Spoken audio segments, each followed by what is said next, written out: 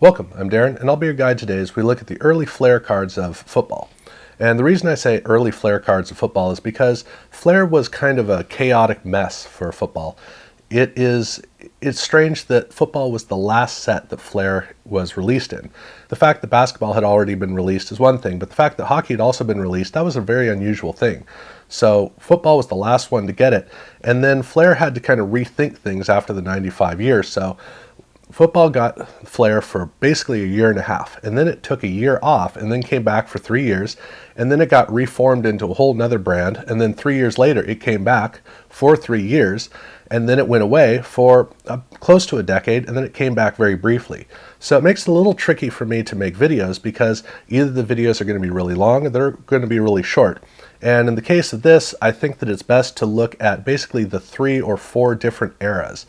And as much as I'd love to talk about the 90s overall, I really can't in the case of Flair.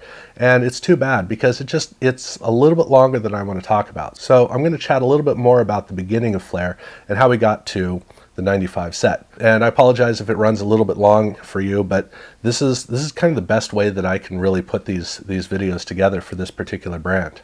So Flair started out in 1993 as one of the 4 main mid-tier premium brands. Basically in 1991, everybody had made a premium brand, and then by 1993, it was clear that there needed to be the next step up. So the 4 main brands came out with their mid-tier premium, what would eventually be the mid-tier premium cards.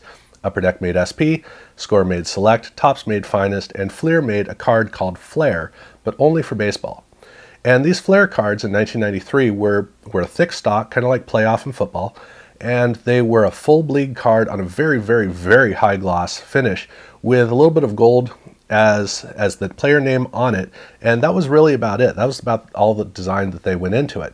And the cards were kind of bright, which made the whole card work out really well. And the cards did look good. The next year, they kind of darkened the cards, and it hurt the cards quite a bit, especially in basketball where they were released for the first time. Basketball shots are already pretty dark because this is a dark arena, and these cards were just an utter disaster. So for 95, it was very clear that they were going to have to do something new in order to give Flair a future. And the way that they approached that was to attack the front of the card. I'll get to that in a second as we actually look at the 95 cards. But as a football collector, I'm actually really glad that they didn't waste their time with the 94 set.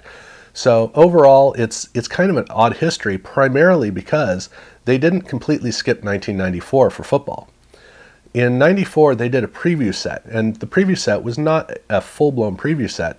Basically, they took the 1994 Ultra Series 2, and they put inserts for Flair inside of there. So the 3 insert sets for 1994 Ultra Series 2 were actually the 3 insert sets that you would have seen if they had done a Flair set. So they're the standard 3. They have their hot numbers, they have their wave of the future, and they have something related to scoring. In this case, it was scoring powers. And these sets are, like I said, they're miniatures. They're not quite as big as the Flair sets would have. They also didn't design them in the same more elegant fashion that Flair cards normally had. These were big, brassy, broady, brightly colored cards that are almost too much. I actually think they work, but had they been in a Flair set, this wouldn't have worked at all. So it's kind of fun, and ironically, these cards did not fit in Ultra. That was the weird thing for collecting these sets, was you're collecting 94 Ultra, and you're getting these Flair insert sets that don't look anything like it. However, the next year, Ultra would end up making cards just like these. So these were almost more of a preview of 95 Ultra than they were of 95 Flair. At any rate, they are previews for 95 Flair in essence. Then again in 1995, they did another preview set, and this preview set was in 1995 Fleer. So the main brand had inserts in it for their upcoming Flair cards, and these were 30 cards. The fronts are designed exactly the way the Flair cards would ultimately come out, but the back had nothing on it. It was basically just a little preview write-up.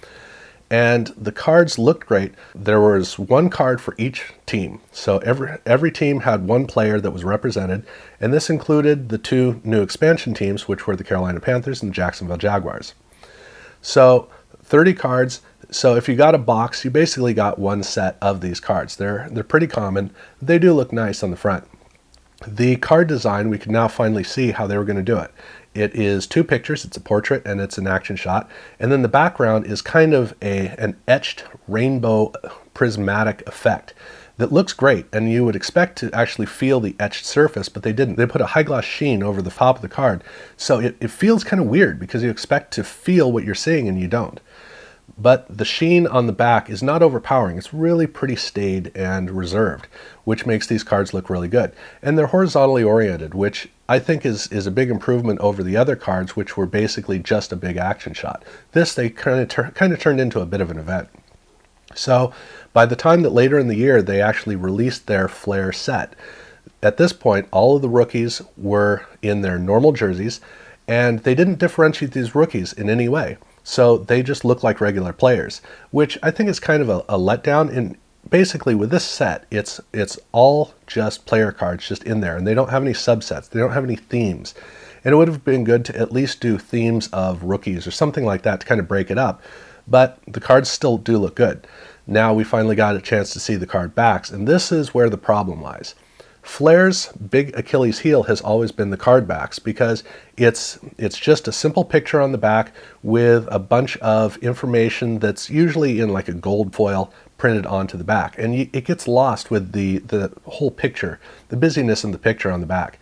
And here they actually improved it a bit by putting sort of a black color fade over the lower portion and then putting white text over it, which helps for that, but still right in the middle of the card, the gold foil, it doesn't read well. And as far as the card number goes, forget it. These guys never figured out how to do a card number right until they rebooted in 1997. So the back was basically just kind of a continuation, a slight improvement, but a continuation on what hadn't worked in the past. But the front did work well.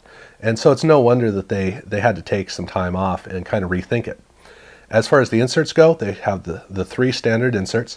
They have their hot numbers, and these are very similar to the baseball ones, except in this case they have kind of a color fade from the middle out. So it's kind of a radial color fade, where out of the corners it fades to dark.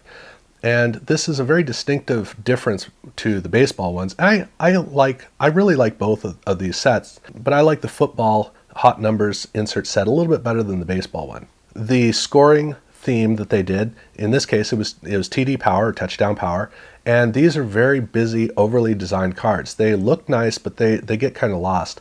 And the big problem I have with this set is that 1995 was an awkward year for running backs, because they had a bunch of shooting stars that appeared. Guys like Natrone Means and Bam Morris.